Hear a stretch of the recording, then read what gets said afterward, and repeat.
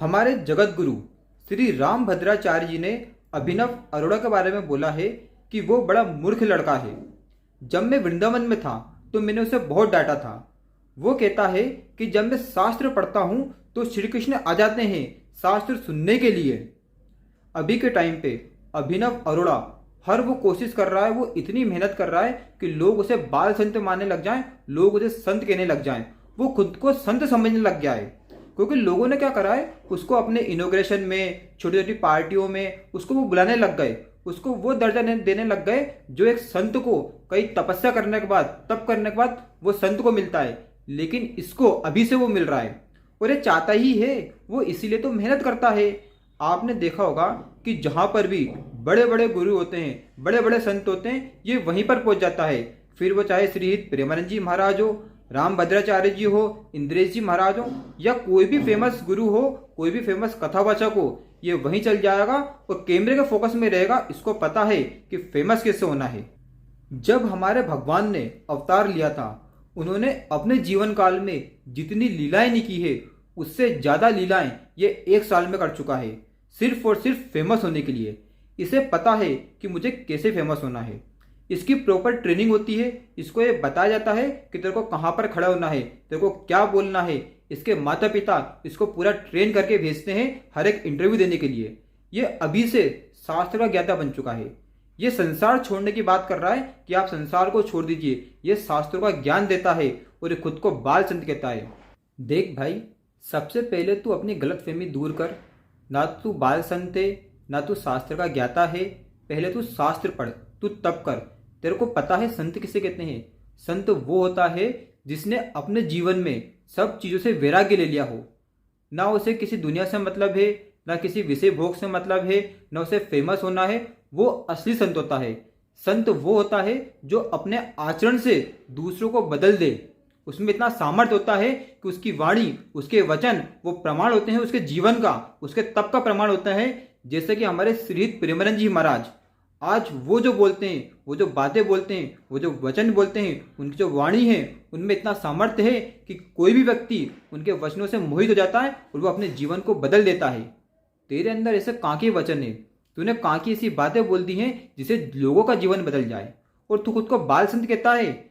तूने खुद को बाल संत कहकर संतों को गाली दी है, संतों का अपमान किया है। तेरे को ये नहीं पता कि संत किसे कहते हैं। और वो सभी मूर्ख लोग हैं जो तेरे को संत मानने लग गए हैं। कई लोगों ने तेरे को इनोग्रेशन के लिए बुलाया, अपना फीता कटवाया। वो लोग महामूर्ख हैं कि तेरे जैसे लोगों को संत बनाने लग गए। इसमें कहीं ना कहीं गलती हमारी भी है। हम क्या करते हैं, कोई थोड़ा सा फेमस होने लगता है, कोई थोड़ी सी अच्छी बात बोल देता है तो हम उसको संत मान लेते हैं। हम उसको बढ़ावा देते हैं कि हाँ तू संत है, तू कथावाचक है। आज के टाइम पर छोटे छोटे से बच्चे, 8-10 साल के बच्चे हैं, वो कथावाचक बन गए। वो व्यास गादी पर बैठकर ज्ञान दे रहे हैं कि संसार छोड़ दो, संसार को त्याग दो, संसार में कुछ नहीं है। जिसने संसार नहीं देखा, आज वो व्यास गादी पर बैठकर संसार छोड़ने की बात कर रहा है। पहले खुद तो संसार देख लो कि संसार छोड़ना क्यों है। हमारे धर्म की कहीं ना कहीं ये बहुत बड़ी विडंबना रही है कि हम लोगों से, गलत लोगों से, धर्म भ्रष्ट लोगों से बहुत जल्दी इन्फ्लुएंस होते हैं। और जो सही मार्ग पर चल रहा है, जो सही मार्ग बताता है, हम उसको कभी भी उतना महत्व नहीं देते हैं। हम क्या करते हैं कि जो गलत लोग हैं उनसे बहुत जल्दी प्रभावित हो जाते हैं, उनसे आकर्षित होते हैं और उनको हम बढ़ावा दे देते हैं। फिर जब हमें पता चलता है कि यार ये तो पाखंडी निकला, ये तो धर्म भ्रष्ट निकला जो लोगों को ज्ञान दे रहा था, तो फिर हमें दुख होता है कि हम इसको फॉलो कर रहे थे और ये ऐसा निकला। कई सारे उदाहरण है पास्ट में, लेकिन आज भी हम नहीं सुधरे हैं। अगर आप किसी को बाल संत मान रहे, किसी को संत मान रहे हो, किसी को साधु कह रहे हो, किसी को पंडित कह रहे हो, तो पहले देख लीजिए कि वो उसका आचरण कैसा है, उसने अपने जीवन में क्या किया है, उसने अपने जीवन में तप तपस्या की है या नहीं की है, उसका आचरण कैसा है, उसकी वाणी कैसी है। केवल उसकी मीठी मीठी बातों पर मत जाइए, क्योंकि आज के टाइम पर जितने भी कथावाचक हैं वो वही बात बोलते हैं जो हमारे शास्त्रों में लिखी है, और कहीं ना कहीं वो सारी बातें हमें पता भी है। जब किसी व्यक्ति की मृत्यु होती है तो राम नाम सत्य बोला जाता है, और जब उसको जलाया जाता है तो वहाँ पर 4 लोग बैठकर यही बातें करते हैं कि ये शरीर तो नश्वर है, एक दिन तो सबको जाना है और राम नाम ही सत्य है, इसलिए राम का नाम लेना चाहिए। बस वो उसी टाइम की बात होती है, जैसे ही तुम घर पर आए सब कुछ भूल गए, फिर अपने विषय भोगों में लग गए, तुम्हें राम से कोई मतलब नहीं है, तुम्हें भगवान से कोई मतलब नहीं है, और इतना ज्ञान सब में होता है। और वही ज्ञान हमें कथावाचक देते हैं कि संसार नश्वर है, तुम्हारा शरीर नश्वर है, इन सबको त्याग दो, तुम अपने मन की गति को पकड़ो, अपने मन पर काबू करो, कोई गलत आचरण मत करो। ये सबको पता है, लेकिन फिर भी हम क्या कर रहे हैं, हम इनके पीछे भाग रहे हैं।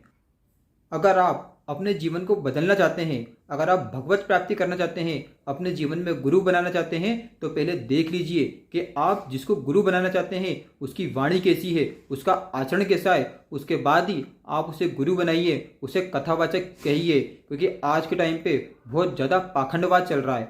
छोटे छोटे से बच्चे जो कथावाचक बन रहे हैं, तो आप समझ सकते हैं कि ये बहुत बड़ी बीमारी बन चुकी है कि छोटे से बच्चे आज व्यास गद्दी पर बैठकर हमें ज्ञान दे रहे हैं। इसको रोकने के लिए हमें और आपको साथ में मिलकर प्रयास करना पड़ेगा।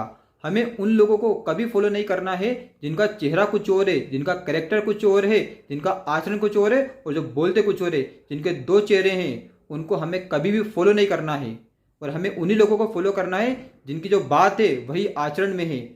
जब हम ऐसे लोगों को फॉलो करना शुरू कर देंगे कि जो बोलते हैं वही उनके आचरण में, तब जाकर हमारा समाज बदलेगा, तब जाकर हम बदलेंगे, तब जाकर हमारी आने वाली पीढ़ी बदलेगी।